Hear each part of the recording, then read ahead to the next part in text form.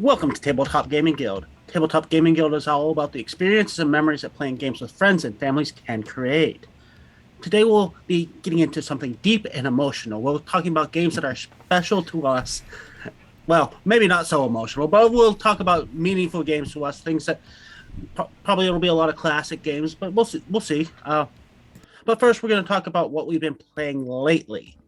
And for me, one of the most recent games I played that's new to me is Unfathomable, or just Unfathomable. I can't say it without the stutter anymore.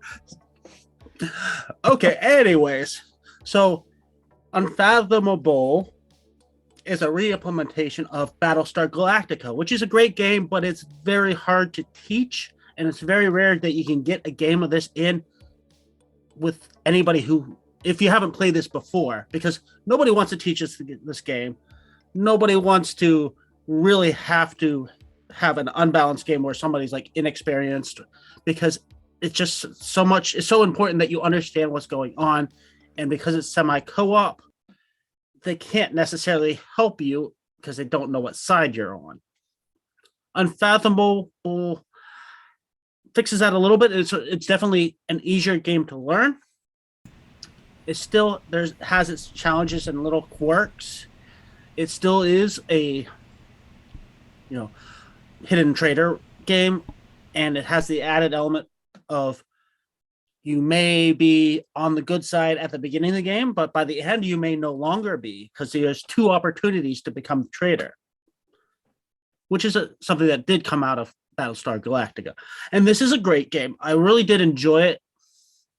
I do have to play it a few more times before I can really say it's going to be anywhere near my top 10 or anywhere on my top 100 even.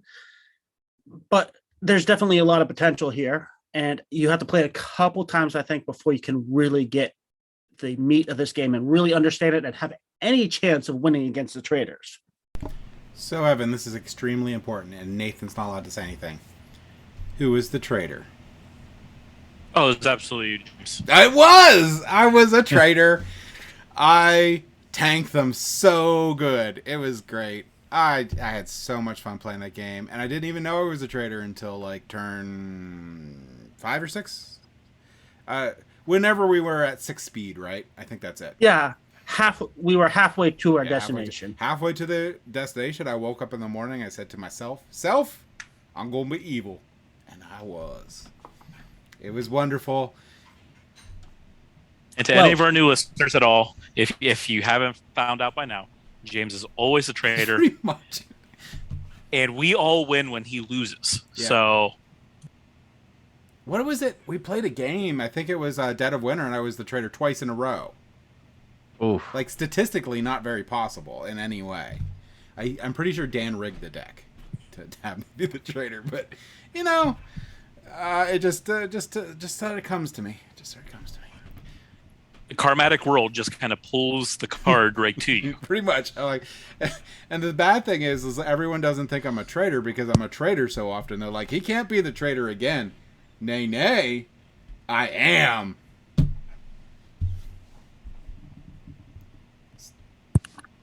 Well, that's the one I had to talk about. Well, James, what do you have to talk about? Well, I played a wonderful game called Tiny Epic Tactics. I've been playing a lot of Tiny Epic games. Tiny Epic Tactics is an interesting game where you're going to play like a squad-based style game with variable terrain in there. And you're going to have several different units available. You're going to have like a Beastman, you're going to have a ranged warrior, and you're going to have like a druid style thing, mage, and just like a warrior. So you're going to have these units and you're going to place them out there. And what you're trying to do is you're going to try to gain enough points to win, and you can gain points from having majority control in certain areas when the end of the round hits, or you can gain points from wiping out other units in the battlefield. The issue with Tiny Epic Tactics is the rules are actually fairly long for it, so it takes a bit to understand like how movement works, because movement's extremely detailed, range is extremely detailed, and like magic is detailed, but it does have all that on the back, so you can reference it. But the difference is between seeing the reference and understanding it while you're playing to bring out the tactics portion of the game.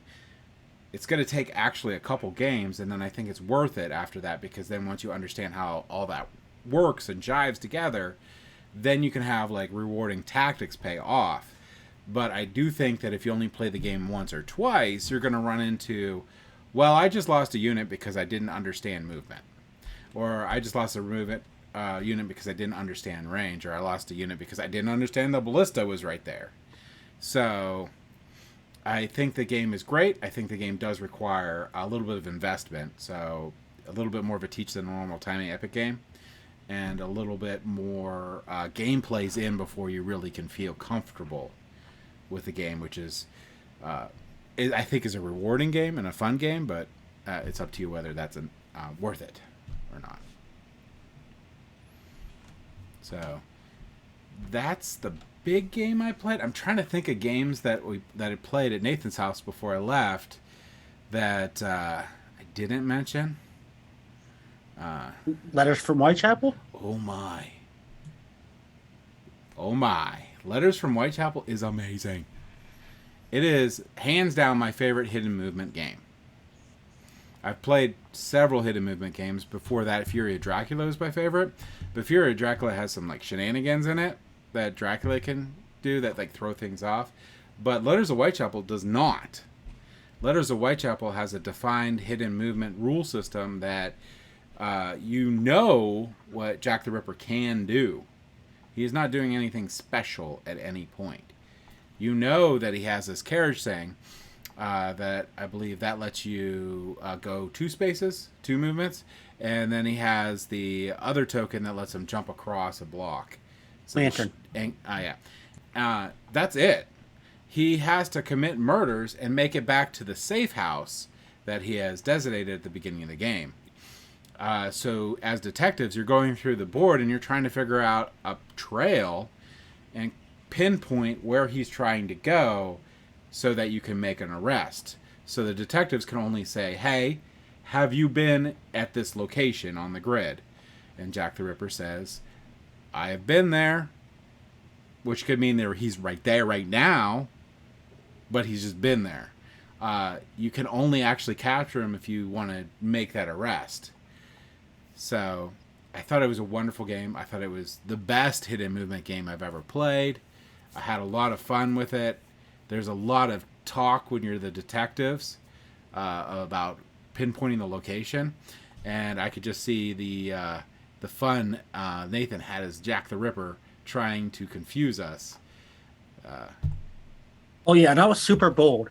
I literally stayed actually right next to him the entire game. So it's like every time they looked and found where I had been at one point, that was literally where I was at the moment. And I didn't have to tell them that unless they said, oh, I'm arresting at this one spot, and that's their end of the turn. They cannot search anywhere else. Yeah. Good game. Other than that, Star Realms. I play Star Realms a ton. That's just a deck building game where you beat each other up. The app has taken Outer Rim? over for no Star Realms.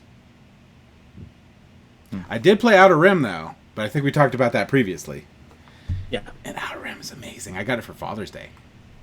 They saw how much I like it. I got it. Just picked up the expansion.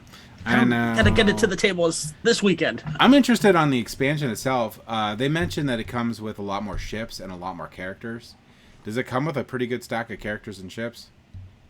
Yeah, and actually it looks I haven't read through the rules yet, but it looks like it actually gives you the option of any characters you're not playing with, you can swap them out so they become bounties. Oh, that's really cool. So, now we're going to go on to the Master of Miniatures, Evan. Evan, what have you been playing? Well, I have not been playing any miniature games, but I actually thought of 2 games that I have been playing. So the first one I'm going to talk about is Unlock, a No Side Story. So the Unlock series, it's much like a escape room in a tiny board game. You flip over cards. It gives you different cards that you can check into, and you have to solve puzzles through it. And the games are rated 1, 2, and 3 locks, so you can start at the 1 lock and work your way up. So you can kind of tailor the difficulty to who you're playing with. And with those games, you could play with 1, 2, 5, 10 people easily. It's app driven too, which is really nice. I played that with my wife. It took us about an hour. It's just a nice like break for the day. So we got that one done. And the other one that I got to play was Ransom Notes. So this one's been popping up a lot I've seen it on Facebook feeds, Instagram feeds. They've been advertising it a lot. So it's a party style game. You get a whole bunch of magnetized words and a metallic board. And somebody flips over a prompt, and you have to use the words that you have to answer the prompt the best you can, so you can however you want to go. What I really like about the game is, unlike a lot of these party style games where every round somebody has to be a judge and has to sit out that round. In this game, you don't have to do that. Everybody writes the prompt, and then you actually spin the box, and whoever one side says you're the judge, whoever it's pointing to, they actually select out of all the prompts. And they can't judge and pick their own out of that, because if they're doing that, everybody can override it as long as it's unanimous. So it's just kind of a nice little thing that keeps everybody involved the entire time. And I thought that was just kind of a nice inclusion into the game. I'm sorry, are we really going to be calling Evan the master of minis? Yeah, why not? Master of miniatures. I think it sounded... AKA mom? I'm putting it at the end of like anything that I sign now. I mean, yeah, I mean, it's fine. I mean, that's Mansions of Madness too. It's all good. It's all good. True. Yeah. I will say... Yeah, Evan Johnson, comma, MOM. Done. There you go. I will say that we have a wonderful review up for Ransom Notes. Kim, Evan's wife, did her first ever review for us for that. So I highly recommend checking that out if you're interested in that game. So, we have a new host here. Our new host is John. So, John, do you want to say a little bit about yourself and basically like what got you into board gaming and what type of board games do you like? Sure. Hi, everyone. John here. I guess the kind of thing that got me into gaming was it was just there. I mean, I kind of, started out like playing, Risk by myself just so I could see how I could possibly beat the Australia strategy, as a kid. So, starting from there, and then I guess kind of met up with Evan kind of later on in life, and getting into the more heavier board games, and then especially when I moved to Pittsburgh, just kind of making friends, getting into things like Attack and Twilight Imperium, so kind of like a lot of those heavier economic games as well. It's kind of a lot of the things I, kind of gravitate towards, but then also I'll turn around and play Dixit. So, the whole gamut, like the crazy, not so, heavy games, and then, something that's a lot lighter fare. Dixit. James loves Dixit. Oh, you what? Go ahead. Oh, I was gonna say, yeah, Dixit. My nephews and nieces, they love it. I even bought them a copy for it so that they could have their own to play when they weren't around me. See, Dixit's destroyed for me because like when my daughters play it, they watch a lot of anime and cartoons or whatever, and they'll be like, episode 14 of blah blah blah and scene 3, put a thing down. I'm like, I have. What are you talking? There's shuffle flip. Like I don't. Yep. What? Yeah, no. That reminds me of like the cheating me and my brother got accused of when we played Taboo. I'd be like Mario and Luigi, and the word was plumber. Oh, yeah, that works. So seeing from your background on there, I think you would really enjoy Star Wars Outer Rim and Star Wars Rebellion, if you haven't played those ones. I haven't had a chance to yet, but yeah, they're on my list of things I would like to try. On our library game days, we're doing Vikings, and then we're doing Halloween themed, because it's whatever for the other one, October. But we should do a Star Wars one. I might be interested in the Star Wars one. Yeah, that'd be fun. I'd have to talk Evan into buying the Star Wars miniature game from Fantasy Flight that cost $1 billion. Yeah, I saw it at Origins, which I guess kind of goes into what I've been playing lately. Oh yeah, yeah. I spent a week at Origins. I got to play a number of things, especially since our master of miniatures didn't play anything. Oh. I guess I'll have to step in. And there was one game we played. I've been painting. It was his own system, and it was a kaiju battle. So yeah, yep. I had last pick, and I was disappointed in everyone in that I got to pick Godzilla as my kaiju. I was like, how could somebody let him go for 10 picks? And you know what? Everybody else was alliancing at the table, but Godzilla stands alone. He doesn't need to make friends with any other monsters. He just has that Nova Blast. They're dead. Oh, pretty much, yeah. That's why happened to Ghidorah. So it was kind of an interesting game. Like, you would gain abilities. As the kid had made it himself, and I mean, there was definitely some balance tweaks, and and after playing with it, we were kind of like almost play testing it for him. But yeah, it was a lot of fun. I mean, played that. Ares, Terraforming Mars. I introduced my friends who live out there in Ohio to that. It's kind of like our once a year meetup to kind of for me to introduce them to games. That and Anno 1800, which I don't know if you guys ever played that one. No, but I want to. I like it a lot because it has the right amount of, you can't really mess somebody over, but you have kind of this whole, you build combos off of each other. And it's just kind of almost a game of chicken. It's like, all right, who's going to go and get the worker clothes, or make the fancy clothes, so then we can start making these other workers. And, I really like how everything meshes together like that. So you mentioned you played Terraforming Mars Ares. So that brings up the comment, Terraforming Mars Ares versus Terraforming Mars. Where are you at? Ooh. They're two different games in my opinion, but I'm just still asking the question. They're definitely two different games. I like Terraforming Mars myself personally, but that's because I lean towards the heavier. But I like having the option of Ares because my group that I play with out there in Ohio, they were not as heavy. They didn't enjoy Terraforming Mars as much as I do. But they loved Ares, because they never felt like they were completely out of it. Because there's a lot more card cycling. Like, you don't get as hosed by the cards as easily, I feel like, with it.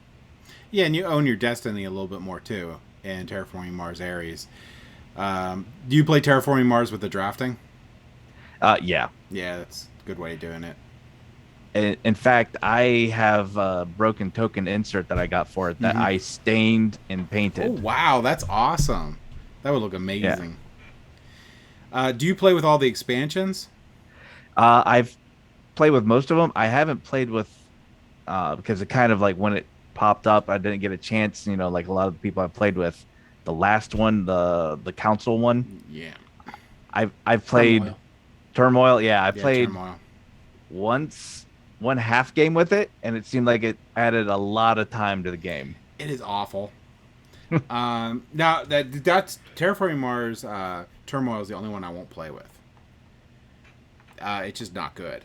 I actually took the cards that were not specific to the council votes and stuff, and I mixed them into the base game. I actually did that for most of the other expansions. The other expansions are fine.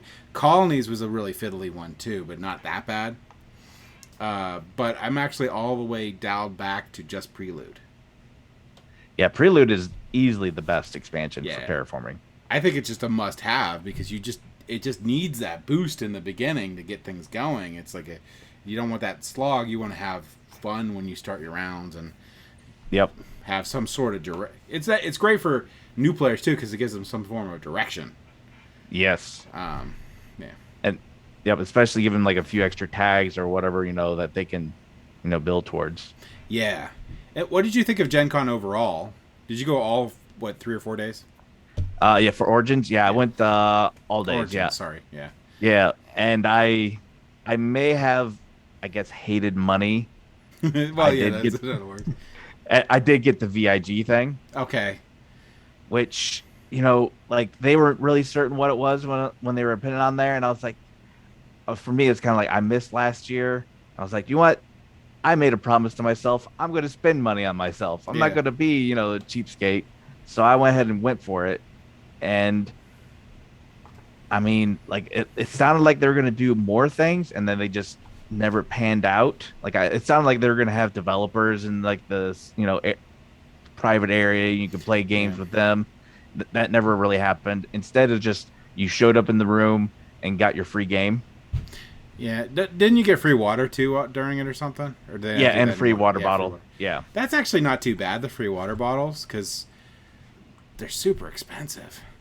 Yeah. So you actually might save money by getting that badge just to get the free water. But so it was pretty crowded then, and like all the booths were going. Yeah, you know what? The booth area was expanded quite a bit. Like because you know how usually when you go there, they have the one wall they put up between halls B and C and have you know everything isolated for the vendor hall there. They couldn't because there was like at least 3 or 4 extra rows. So they just had a curtain, wall Okay. in between. Um, and that's part of the reasons because they had G decks there this year, which like some game developer expo.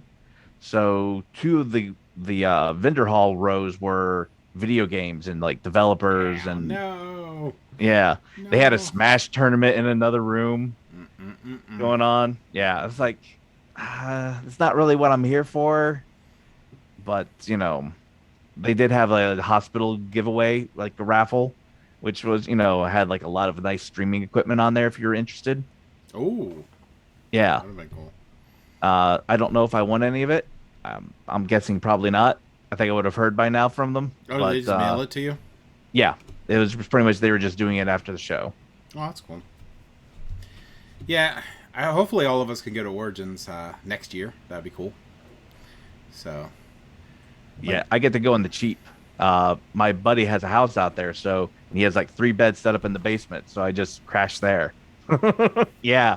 Oh, that's why. That's also why I was able to like, you know what? I could spend the money on the VIG because I'm not paying for a hotel.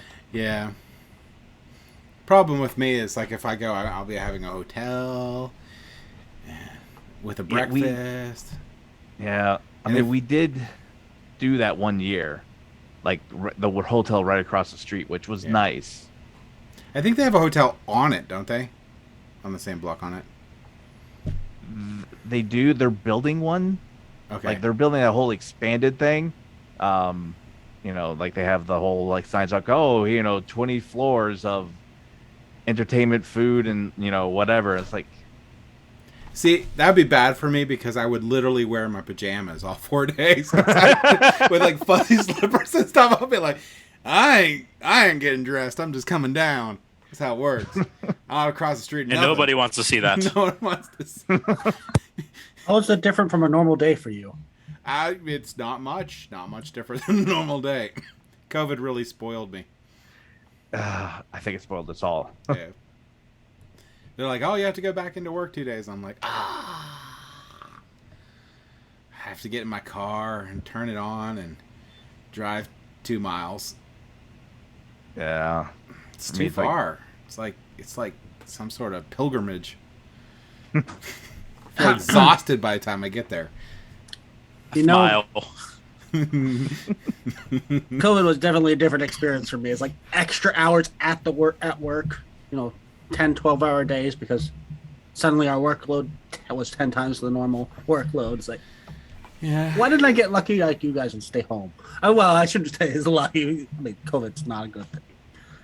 No. There was a bit of that for me too, I guess, at the first, as we had to, we need to build out a whole infrastructure so people can work remotely. We only had it for a few people. Yeah.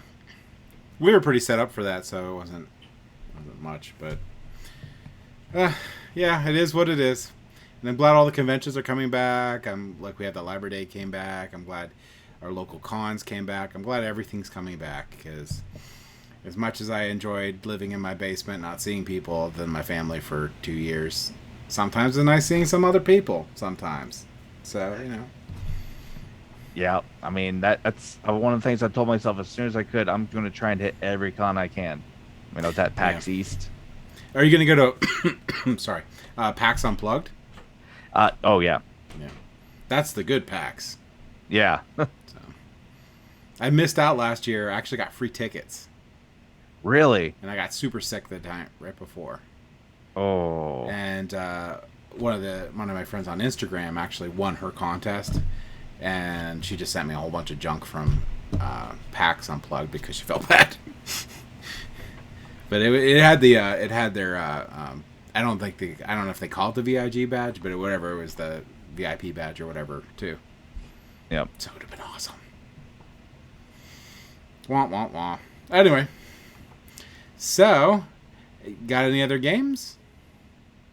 There was one new one I did play. It was it was like completely new. It's Valiant Wars. I think that was the name of it. Huh, okay, I haven't heard of that one.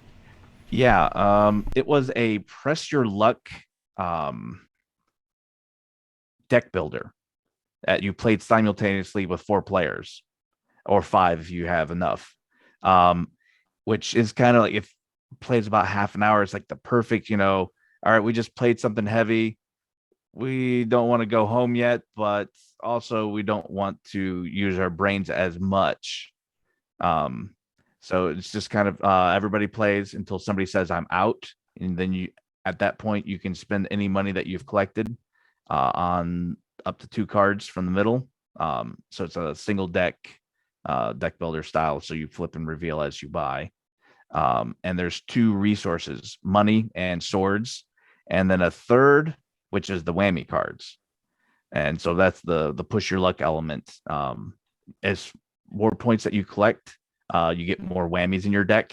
Like, so you're kind of wanting to thin out your deck, or actually, I mean, thicken up your deck, I should say, because you want to put more space in between there for the to collect things other than whammy cards.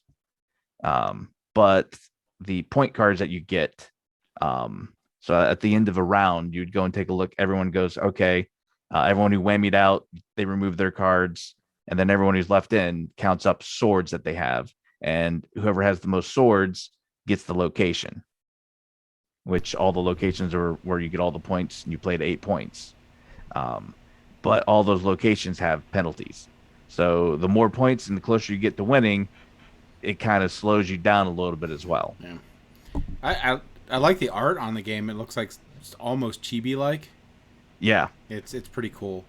And I do like games that so another game I played that I didn't mention that did a similar thing to it is Wizard and Relics.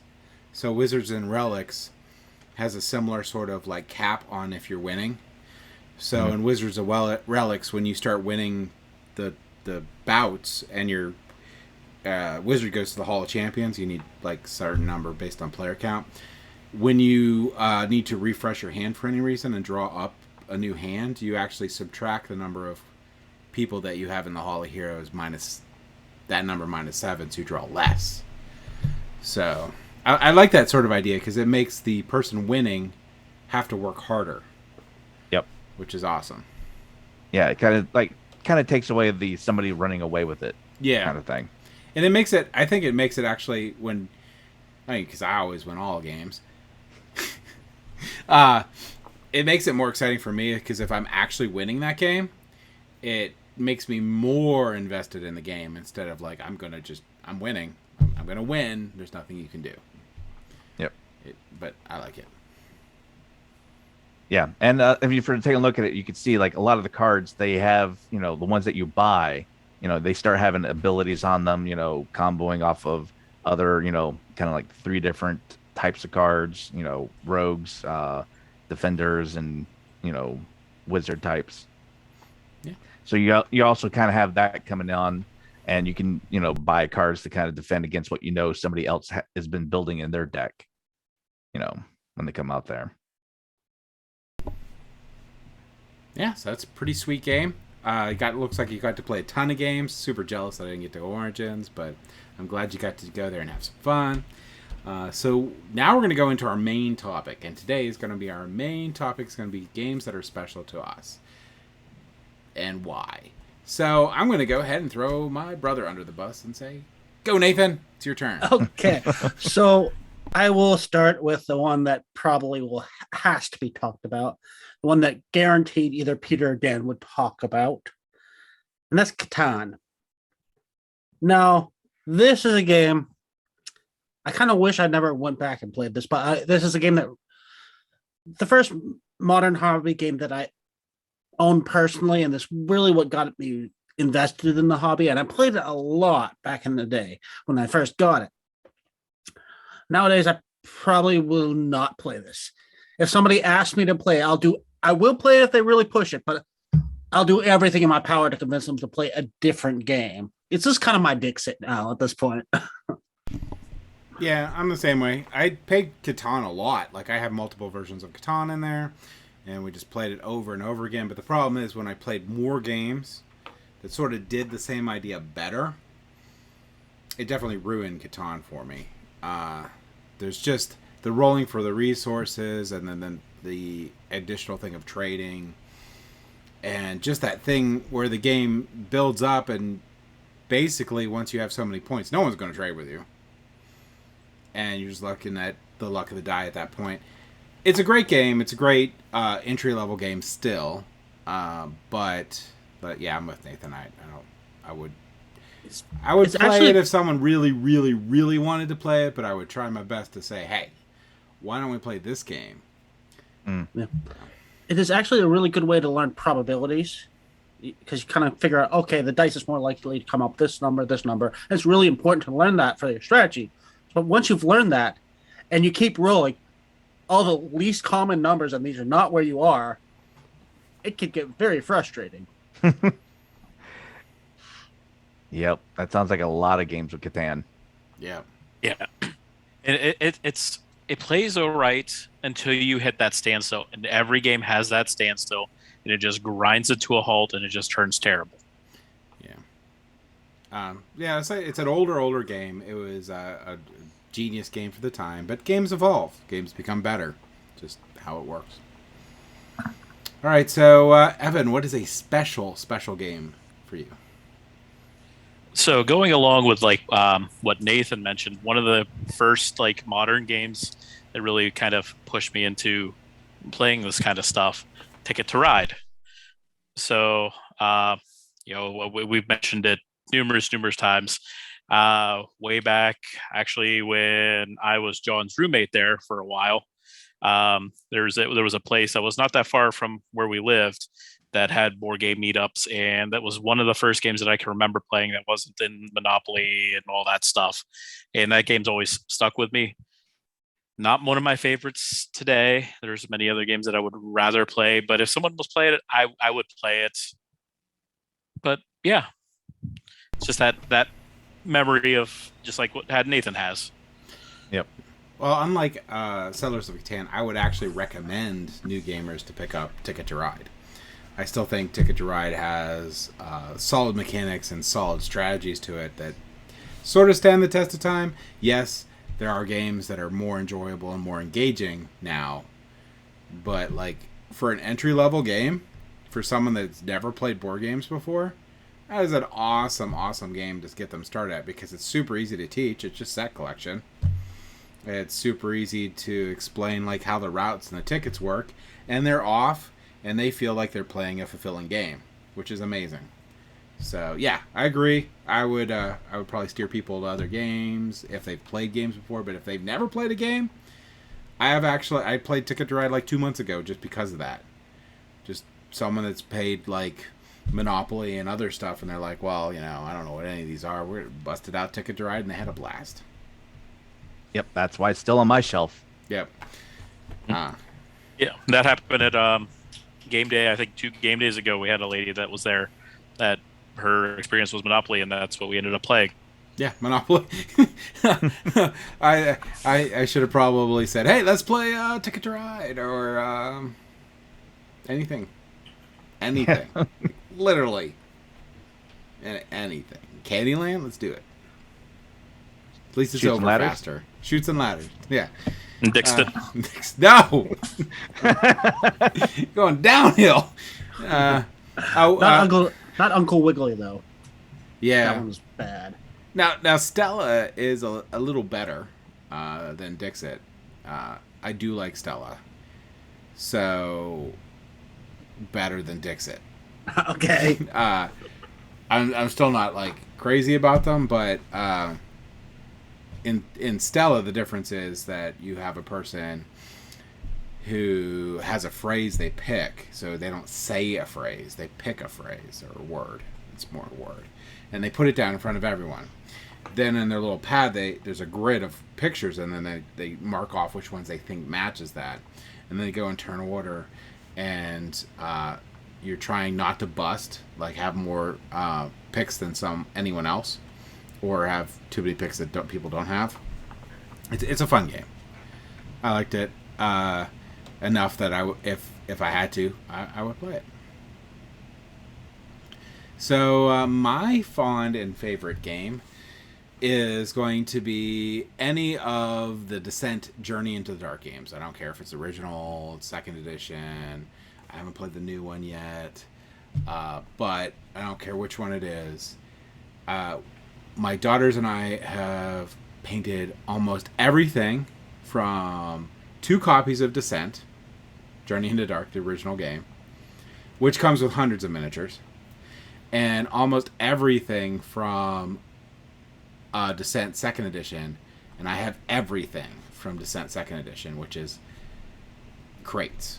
It's literally crates. I have 1 tray left of miniatures to paint, which is like hardly anything at all, and I just had so many fun memories playing the game with them, being the game master and trying to murder them in the game. And spending time sitting down and painting miniatures with them while we're watching TV or whatever, hanging out. Just awesome experience. I will say that if you want to be the bad guy and the DM, second edition is so much more rewarding because you can actually win normally. The first edition, you don't normally win. It's more like you're the GM trying to have them have fun. But I do like wiping them out. So. And the second edition has a branching storyline, and both parties get something based on the end result. So yeah, that I loved that game. I have a fond memory of this game for a totally different reason. Oh yeah. Well, actually, I got a couple reasons, but one of them is I actually went to like a local comic book store and I saw this like on the shelf. As I looked at it, I was like, they wanted $14 for the original Descent. I was like, yoink, this is mine now. Like, what a deal! It's like that was, it's worth a lot more than that. Yeah. I mean, just the plastic, and it's probably, if you melted it down, you could probably sell it for $14. Well, you can get a conversion kit if you get the second edition, and all the miniatures from the first edition work in the second edition.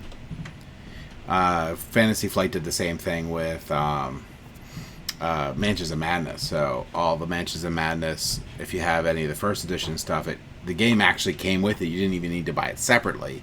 Came with a conversion kit, which I really appreciated and thought was cool.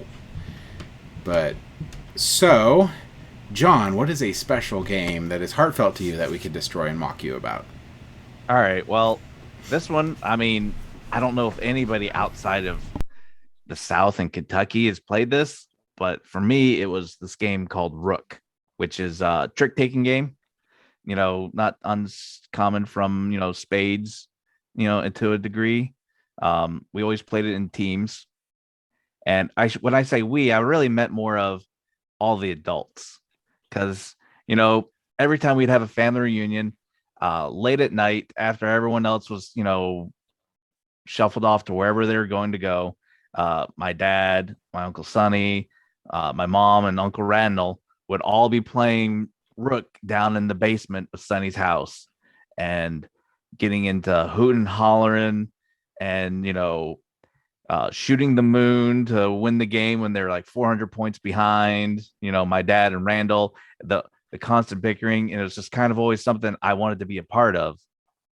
And when I got old enough and then I got to play, at the table with them, that was something that meant a lot to me. like my Uncle Sonny had taught me how to play it. I mean, he was kind of the guy that I modeled me being an uncle, to my nephews and nieces after was, my, relationship with him. And so for me, it's not, the fanciest game, but, it's still a pretty solid, trick taking game.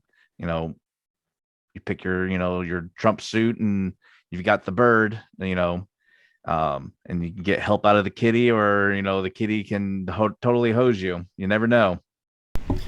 Yeah, I love Rook. It's a good game. I've played it a lot. We do, like, when I work at the office, we play games at lunch, and we played so much Rook. And then we moved on to basically a variant of Oh Hell, which is going to be Wizard, which is another trick-taking game, which is a lot of fun. Yep. And went from there. But yeah, I can't mock you on that. Maybe Evan can, but I can't. It's good. But he is a monster. So, I'll take the high road. He'll take the high road this time.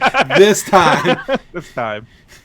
I've played a lot of Rook myself as well, and I liked it. I learned a lot of this, and then I tried to learn Bridge, and I just bounced off Bridge really hard because it took a lot of the elements from Rook, although it's probably an older game, and then added this secret language that you have to learn, all this coded language. Is no, I don't want to. That feels like cheating, if I want to signal to my partner I have this, I have to say this exact wording.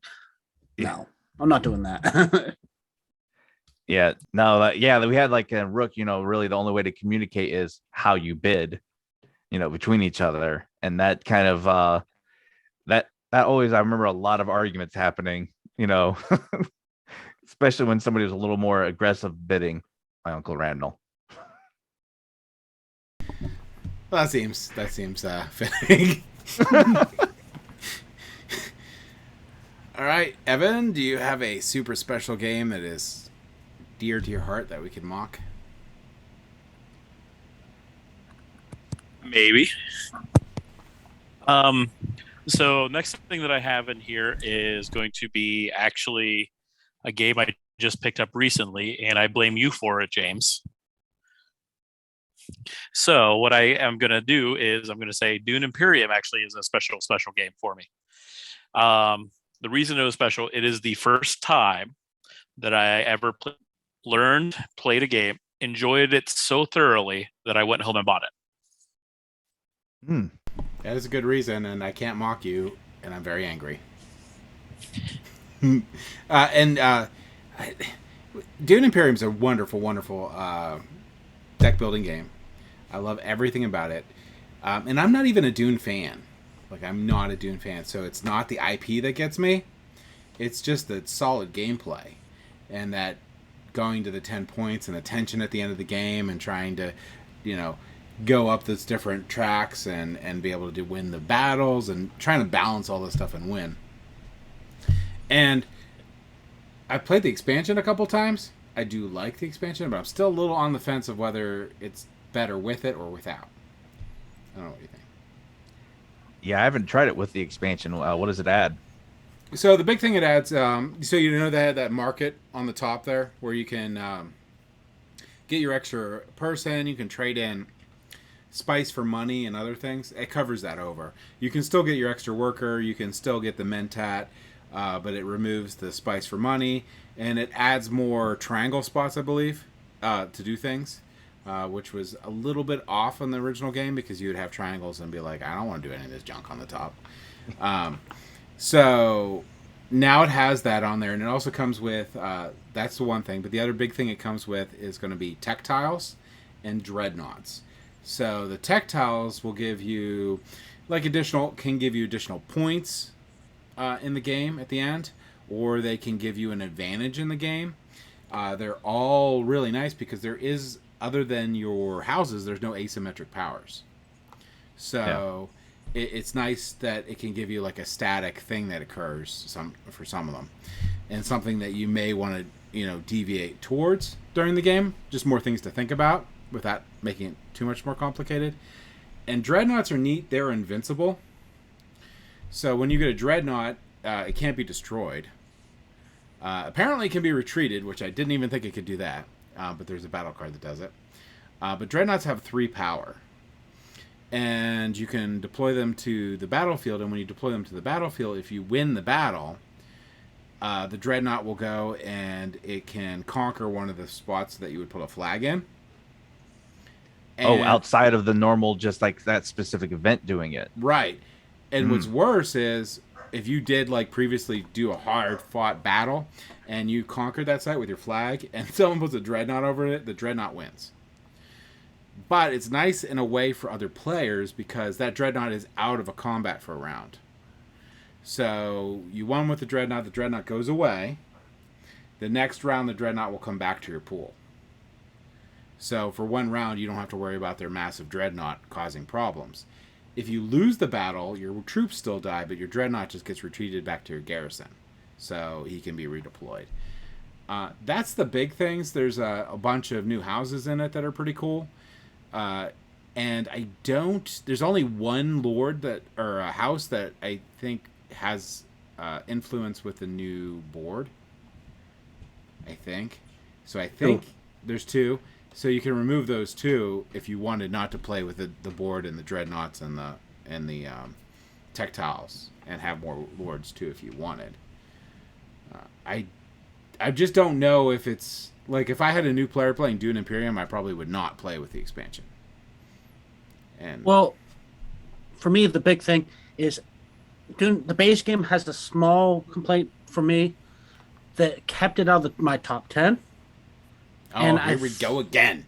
I think the expansion largely fixes that. And it's kind of, if you run into this problem, it is entirely your fault, but the fact that you can do it is slightly problematic from you.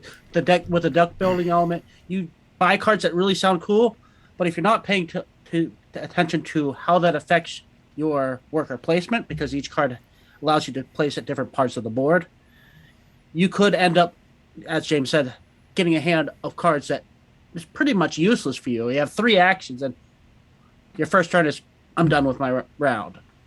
I'm just going to buy cards this time. And I had never had that happen with the expansion. Plus, the expansion has a lot more trash cards and has a new reveal bonus to it on it that don't mechanically really change anything because it's just super easy. You just, like you say, if you discard or trash this card, those 2 symbols, you get the reveal bonus. That's it. But I do like trashing cards and Dune Imperium, so I do like the extra little maybe benefit you can get if you get those cards. So I think it's cool. Yeah, I had one game where I in the base game where I trashed my card that let me go to the factions, which is a really important part of the game. And it's like I'm playing through this game, and I was like trying to wait till I can get a card that lets me go over to this faction area, and so I can do something really cool. And then when we get to the end of the game, I look through my deck. Oh, I didn't have any cards left that actually allowed me to go there. So you have to be careful what you buy and trash. Yeah. So that's a decent game. I think that's a wonderful game. So Nathan, what other game is near and dear to your heart? Well, I'm going again to the classics, Boulder Dash. This is a game that I always struggle with when it comes to doing my top 10 of all time. Because this is such an important game to me. But I wouldn't necessarily say it is going to be the best possible game for everyone else. Well, it is. It's your top 10. I'm just saying. Right. Well, I will mock you if I see it on there, but it is your top 10. I mean, Peter put D&D in number 1, so you can do whatever you want. That just throws everything out. This is totally a party game, and I don't normally like party games. It's also a relatively academic style game where it's very important that you know vocabulary very well, and you be able to, because you have to write down definitions for words. You're given this really weird word that nobody's ever heard of, or you're suddenly shocked that one of the people in the group actually has heard of this word before. But yeah, everybody has to write down what they think the definitions of the word is, and they, it's kind of the apples to apples. Like everybody swaps around the definitions, and you reveal, and there's one of them that's actually the right definition, and the judge has to read them all off without cracking faces and laughing at some of the stupid things people write. And everybody votes which one they think is a real one, which sometimes a real one is so off the wall, nobody believes it's real. Yeah. It is a fun game. A top 10 though. Oh. Well, this is a game that, technically there's a scoring mechanism. I've never actually done that. We just play until people just can't play anymore because they're on the floor. Literally from passing out. Almost. Just laughing too hard they can't breathe. Yeah, I mean, I would probably play Boulder Dash if somebody brought it to the table. But yeah, I don't know if I would rank that in top 10 territory. Exactly. That's what I say. Let the mocking of Nathan continue. I'm feeling like I'm targeted a little bit. Nobody else is getting mocked too much. Nathan, you do you, okay? You do. Yeah. Well, I mean, it might eventually happen. I don't know. My next game is Lords of Waterdeep. I love. Yeah, there you go. I love Lords of Waterdeep. I think it's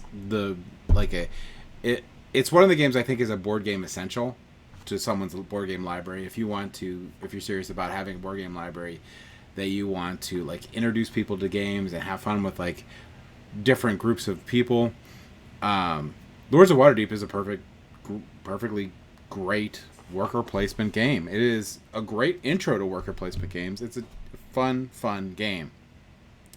It has one expansion that has 3 different modules to it, 2 main ones, which is Scoundrels of Skullport, sorry.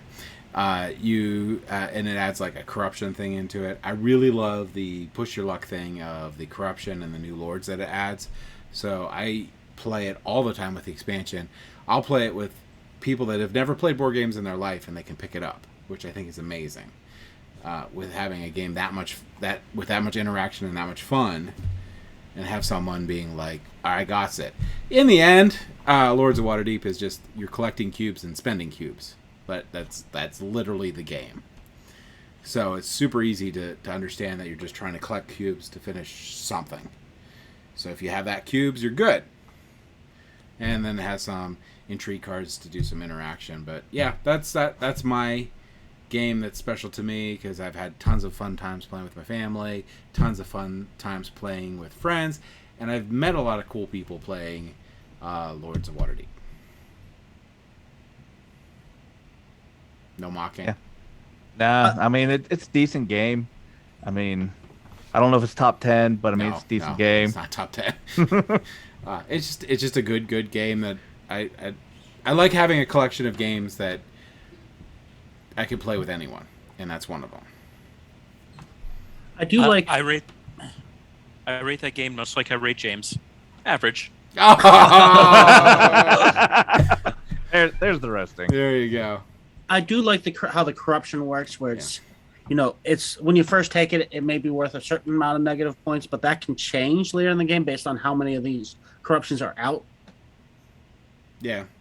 It's fun actually messing with that too. Like there's cards that remove corruption from the corruption tag, and you're like, ha ha ha! Just fun. So yeah, Skullport's definitely a great expansion to that game. Yeah. And I agree. It's one of those games that it can teach worker placements really well, and it's not complicated. So it is a fantastic gateway game. Yeah, it's one of the ones I used to kind of get my coworkers at Pitt into board gaming. Of course, and when I taught everyone how to play it, they all targeted me with all their mandatory quests. But that was just par for the course. Yeah, it's always good when people do that, and then you pull out that hidden lord or revealed lord card, and you're like, ha ha ha! They all go away, suckers. Doesn't happen a lot, but if people start doing that, I always like spam that intrigue deck to try to get it. Just because I can't finish like 5 mandatory quests. But yeah, super awesome. So do you have another game that is special to you, John? Oh, a number. The question is, what one do I pick? There you go. I mean, there's a number of them, that are just kind of special to me because they're always just a lot of fun. Or I could go more, again, sentimental sappy again, and that's the way I'm going to go. I'm going to go with Battle Masters. That's a good game. Battle Masters is a good game. Go ahead and say a little bit about it. Yeah, so it was kind of playing off of Hero Quest because Hero Quest was also another one of those kind of formative starter games for me, and so it's like, oh, we get to have a mat and we have miniature battles. We got like this river and this tower, and it was great. It was always me versus my dad and my brother, because they were always trying to figure out how to take me down, and and both sides were really versatile. Like I felt like they were asymmetrical, but they had balance to it. I attribute that because they would then say, oh, having the ogre was overpowered, so then they'd make me be the alliance, and then I would win with the cannon and utilizing the crossbowmen, taking advantage of the terrain. I mean, as far as kind of getting you into miniatures, like battles, I mean it's a great starter for that even now, I would think. But for me, it's just like a lot of time playing that with my dad and my brother, and that led, I think, right straight into me playing games like Age of Empires and Civilization and things like that on the PC. Yeah, that is an awesome game. So I remember playing that a lot when I was a kid, a lot. And I love the trays where you put all the miniatures on and the little flag that goes. It's just amazing.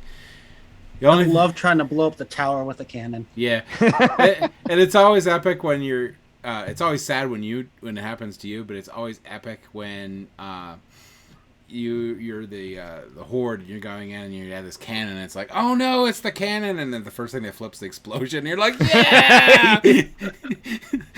Yep. We won by doing nothing. For the cannon's gone.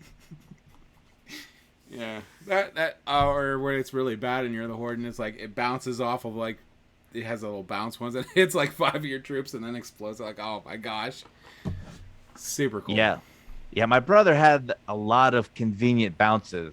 Found out later he was cheating. Yeah. Yeah. But I mean, that was like he was 8 at the time, I think, something like that. So I'll let it slide a little bit. Yeah, hold it against him for the rest of his life. It's good. It's good. Do it. It's healthy. It's healthy. It's healthy. There's nothing wrong with that. Take no medical advice from us, people. Yeah, I have horrible advice. Horrible advice.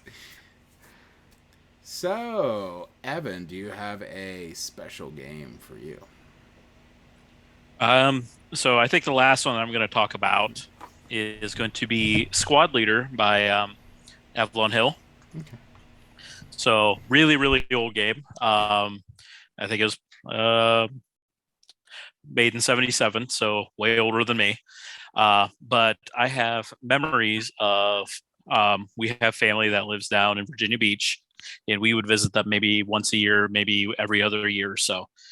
And my uncle that was down there and my dad would play Avalon Hill games when they would meet up, and they would play like Panzer Leader and stuff like that. And I would see the hex board laid out and all the chits out, and just kind of seeing that, I was always interested, but I was way too young to actually play any of those style games. And one of the first ones that I got to play against my dad was Squad Leader. I remember playing the first scenario with the Russians and the Germans, and the Russians going berserk trying to get across like open ground. And it's one of those games that kind of really held with me, and I think that's why it kind of pushed me into a lot of like the miniature gaming and like historical gaming that I play now. I think it really kind of opened that door a long time ago. Yeah, I mean, that's a game that I've always wanted to play and never wanted to play. So I think I would definitely want to play it and then be like, too much. But I think I would love it for that one time. So as we dust off all the dust on Squad Leader for being so old, I think that's even older than Battle Masters. I think so. I Yeah. think it is because I think Battle Masters was like mid '90s. Yeah. Was it mid '90s or was it late early 80s? '90s? Early '90s, maybe. Yeah, it was Yeah. definitely past. It was after the '80s, so we're gonna, Yeah. or maybe late '80s at the most. So yeah, I think like MC Hammer would have been, the. Can't touch. Well, it. I remember my dad talking about the Squad Leader series when he was a kid. And Yeah, how it came in a magazine and it was just a free game, all that kind of stuff. And so, yeah, it is definitely an older title. And the strategy from it is really what impressed me. So I really want to try to dive into that. I might need an interpreter for the rule book, meaning I might have someone just read it to me and all. So it's actually not that bad. Really, they built it around. I think it's like 6 or 8 scenarios into the box that comes with. So the first scenario, you got maybe a page and a half of rules, and that's it. And then once you finish that scenario, you go into the second scenario, and it's everything from that. And then we're going to add another page and a half. So it doesn't explode your brain because we're not going to completely overload you with everything. We're just going to slowly build. So you jump off that train whenever you want. How in depth you want to get or not in depth. So it's not terrible. It is a little dated on some of the stuff, but the core strategy of learning how to maneuver a squad of men in World War II is spot on. Okay. Yeah, sounds interesting. I'll probably have to bust that out for me and play a couple. But we'll get Nathan to play too. He looks thrilled. He might. My dad definitely would. So, Nathan, do you have any more games that are near and dear to your heart? Yeah, and I'm going to make you feel really bad about this one. Sure. I'm making fun of me this entire episode. Is it Balderdash 2 and I've never heard of it? No. I want to talk about Blood Rage. Okay, yeah. Actually, the main reason I want to talk this, I really enjoyed this game, and a lot of the reason why I enjoyed this is because James loves it so much, and I love playing it with him. And even if I'm not playing with him, if I play it with somebody else, I'm always thinking of my brother James. Oh man, that's so sappy. Puppies and rainbows. Puppies and rainbows everywhere. Oh no, yeah, I do love playing Blood Rage, and I especially like playing it with my brother too because he's cutthroat as me. So when we play it online, it's amazing. Also, there's one game I'll never talk about ever for the rest of my life for Blood Rage. But other than that, I love. Oh, you're talking about the game with Peter when he beat you by 1 point? I don't even know what you're talking about. Lies. It was a shellacking. It was a shellacking. It was 1 point, but still, I was flabbergasted. Balderdash word. So it did happen. Balderdash word. It happened. Yeah, you just mentioned that you lost by a point, so it happened. What happened? Where am I? No, he did great. I played a bunch of games with Peter, and I know he's been playing the digital app a lot too. And I think Blood Rage is a great game that gets even better and better and better when you play with people that know how to play. Like, the game is just, it's already phenomenal, but it becomes epic when you have like a whole bunch of bloodthirsty people that know exactly what they're doing playing. Just love the game. So yeah, you're right. It's awesome. You win this round. Was this my choice or yours? I forgot. I had it on it was my last one. So, touche. All right. So does anyone have any other ones before we go on to the fun game that I just made out now? I mean, that I've planned way in advance. Okay, so we're going to say that I didn't just make up this game. So everyone has to pull down your BGG so you don't have it up. So no BGG up. All right. And we did play a variant of this before. So basically what we're going to do is we're going to go 3 points. Whoever has the first to get 3 points wins. And what we're going to do is we're all play board games and we're all experts, right? So I'm going to pick on you guys, and I'm going to be, let's say I'll do Nathan first. I'm going to say a game. Like, I'll say like Fortune and Glory. And Nathan has to tell me, because he knows all about board games, what the BGG ranking is of Fortune and Glory. And he'll say something like 200. and then it'll go to Evan, and Evan needs to decide whether Nathan is wrong and give a better number, which will need to be lower, or if Nathan's gone too far and the game is not as good as he said. So if you think that you need to go farther down, you'll give a new number, and then it'll keep on going until someone calls you out. When someone calls you out, then we find out whether they have gone too low, so closer to 1, not farther away. If they did, that person that called you out gets a point. Otherwise, the person who didn't go under or over or whatever you want to think about it, will get a point. Make sense? All right. So it's kind of like Liar's Dice, but with BGG rankings. Yeah. I was trying to pretend I was original, but yeah, that's exactly what it is. Exactly what it is. All right. So for my first game, I want Nathan to tell me what the BGG ranking is of Food Chain Magnet. What is the BGG ranking of Food Chain Magnet? This is the game that was considered the gamer's game. And it's all about like owning your food chain of like burgers and pizza joints and stuff. Well, this is a game that if they love it, they really love it. Mm-hmm. But most people would kind of avoid this because it's definitely supposed to be a very, very heavy game. It looks like a prototype too. Yes, it's not the most attractive game. So I don't, despite being a pretty popular game, I don't think it's going to be super high. I'm going to go with 987. So 987. So, Evan, do you think it's lower? Or do you think Nathan has gone too far? I think it's lower. Okay, so what number would you like to make? Or Much that you like know what that Nate it is. said. That you know that it is. Oh, you can take my ranking that I'm going to give it right to the bank. It's dead on. Much like Nathan said, the people that love this game like absolutely love it. And we know that BGG's ranking system is perfection. So it is 437. 437. Okay. So, John, what do you think? Do you think it is lower, or do you think that Evan has just gone way too far? And you know what? I have not done enough digging through the BGG rankings to really get a good feeling. Horrible games are ranked in the 2000s.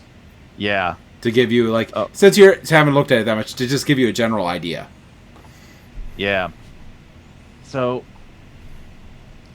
I mean, I played Food Chain Magnate. I liked it. But do I think it is higher than, No Respect? I don't know. Which is, one of the greatest games ever. But I think Evan just didn't give it enough credit. Okay. What he was like 437. 437. Oh well, it's definitely 420. All right, 420. All right, Nathan.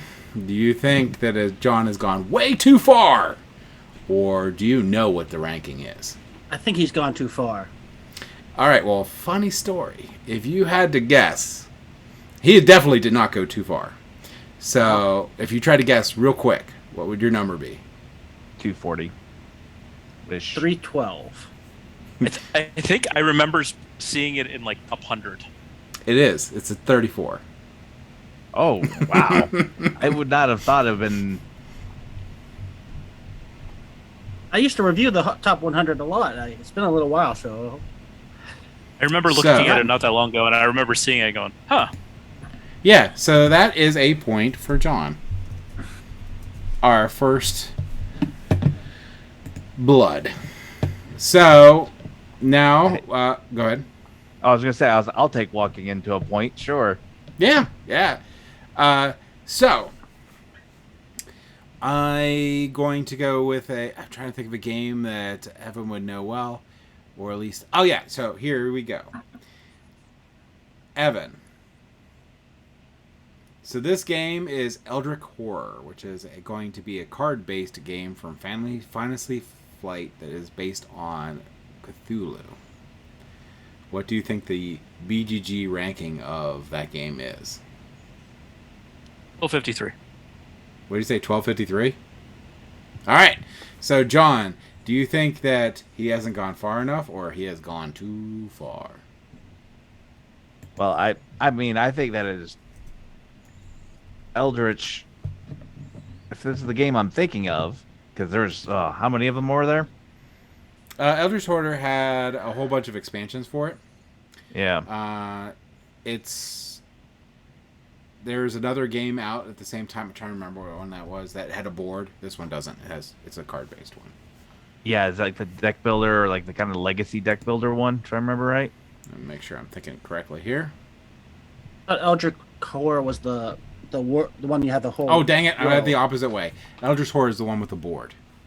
Yeah, and you're going around the whole world, right? Yeah, you go around the whole world and you're trying to stop the rituals and prevent the world from ending and Cthulhu coming up and eating your face. So, I mean, I feel like it was definitely very thematic. Its ranking. I mean, I think everybody was just so in tune, and it's ranked 666 on the board. oh my gosh. Great. So, Nathan, do you think that John has gone too far or not far enough? Let's see. Let's work this out. This was a really popular game when it came out. Mm-hmm. Some of the other titles that the same publisher released on a similar line have sucked up some of that spotlight, though. They did I believe they did Arkham Horror. They did. Yeah, did. Yep. They did quite a few on this, Cthulhu style. But I still think it's better ranked than that. I'm gonna go with 362. So you say 362. So that's what we're down to. Evan, do you think Nathan has gone too far, or do you think not far enough? So, in my time with you gentlemen, Nathan has gone too far many times. But this is not one of them. Mm-hmm. So, it has many things going for it. End of the world, Cthulhu, Fantasy Flight. They have, their following is the semi-religious. They print gold. Print money. So I am going to say, because I see this on a couple board game trade sites, whenever people get rid of this, it's always a large lot. Mm-hmm. And it usually goes for quite a few $100s. I am going to say 163. 163. All right. So no. John, what do you think? I mean, of the Eldritch, especially the board-based ones, I felt like this one was the more streamlined one, if it's what I remember. And I think that it did pretty well, but I don't think it had because it came later, I don't think it did as well as the original. So I'm going to say that he went too far. All right. So he did not. If you had to guess, what number do you think it would be? I was thinking 120-ish. It's actually going to be 95. So that gives Sir Evan a point. So you got upgraded from to Sir. So, all right. I'm just adding more titles to my name. I'm good with it. Yeah. I'm changing it on Discord once we're done.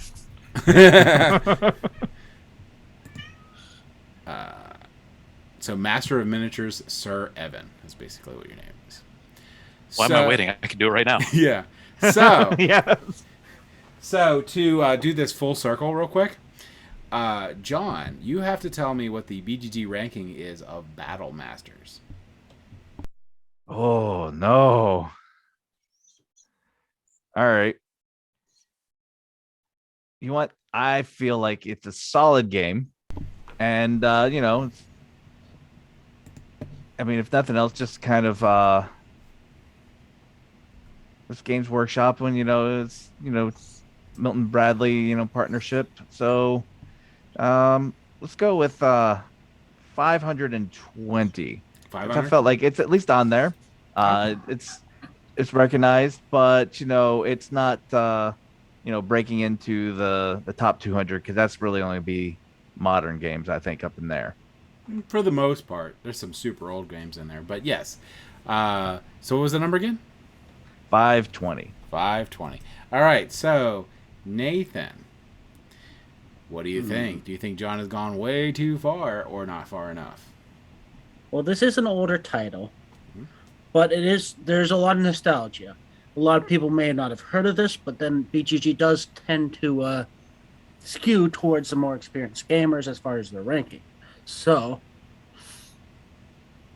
I think let's go with 436. So 436. Okay, Evan, do you think Nathan knows what he's talking about, or did he go too far? All right, what are you thinking?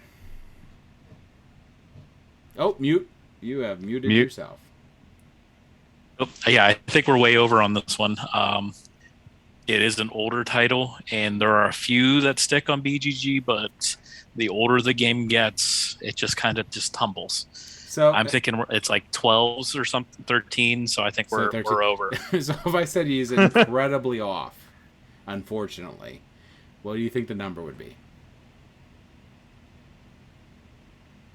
13 something, because I was just being nice because I kind of suspected it to be really low, but I didn't want to say it's this is a garbage game. Yeah, no, it's a great game. I was thinking, I was like, oh no, it's old enough. There's not gonna be a lot of people. No, I should have said 1,000 something, but I was like, but you what? No, it's my game. I'm gonna stand by it. If I give a point, I don't care. It's a 3,325. Whoa!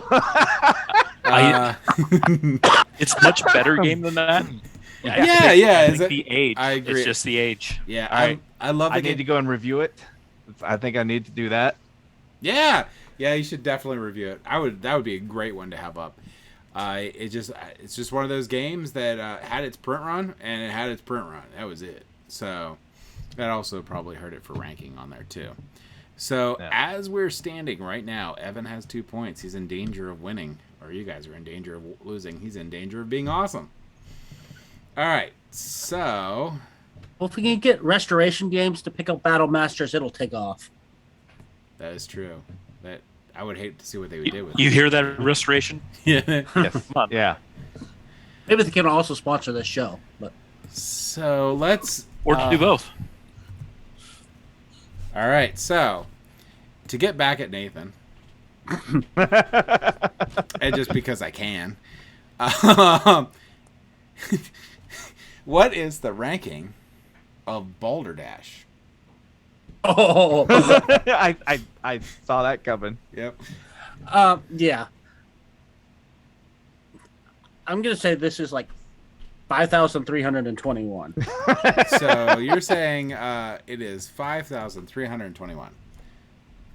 All right, so Evan, does Nathan go too far or not far enough? What do you think?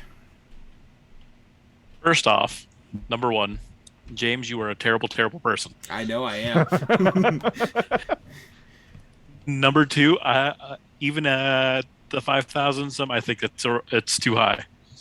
All right, so if I told you that Evan is wrong and Nathan is far off, what do you think the rank would be? 2,000? Pretty darn close.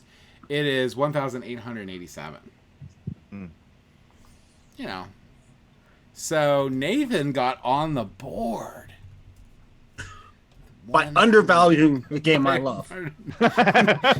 Hey, whatever makes it work. Oh, this cat.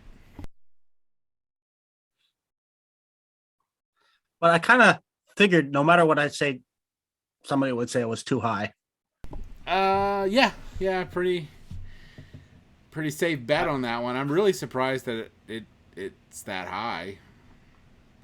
I mean, it's a for a party game, it's good, but seriously, I don't know. They've re-released it a few times too. Yeah, it's probably just like sheer number of people have had a chance to play it, and Yeah. So now I get to pick on Evan. Yay me! All right, so Evan, what is the ranking of Dune Imperium? 8. All right, so you're going with 8. All right, so John, did Evan go far enough or too far? ooh, I mean, it's a good game, but top 10 on BGG good? I mean, people are crazy. I'm going to say he went way too far. So he did. I was thinking top 100, maybe. Oh no, it's Or- top 20. Really? Yes, he was very close to being good. It was number 16. Yeah, I don't think there's been enough time for this to make it to the top 10. It takes a little while for enough people to get it into their hands for game to make it to the top 10. Yeah, and I mean, it's one of my top 10, so it should be top 10 on BGG. So I think that's the closest anyone has ever come to their actual ranking of the game. So good job, Evan. Don't get a point for it. So sadness. I knew it was somewhere in the like top 20 something. Yeah. So we're getting super close. John has 2. Evan has 2. Nathan has 1. So this is to the top 3. I'm going to be mean to John because I can. So what? I mean, I probably deserve it. Yeah. No. But I'm just doing it anyway. What is the BGG ranking of Ticket to Ride? Ooh. I mean, it's one of the perennial. That is. I mean, everybody's played that. So I feel like it's probably a safe bet that we could go round 140. I mean, I'd say it's definitely been around long enough, and there hasn't been enough things to push it past that. Okay. All right. So Nathan, do you think John went too far or not far enough? No, I'm thinking strategically, I might want to just say, even if I don't, that he went too far, but I don't think I'm going to do that. Okay. I'm going to go. So really, you just invalidated everything you just said. You're like, whatever. I'm going to go with 139. Okay, 139. Okay. Price is right. Price rules, I is see. right, apparently. All right. So Evan, do you feel Nathan went too far or not far enough?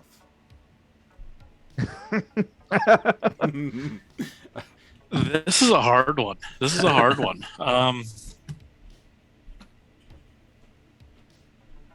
I'm thinking it's in the 400s. So I'm gonna say no. You gone too far. Okay, so he did go too far, but not a whole lot. It's 201.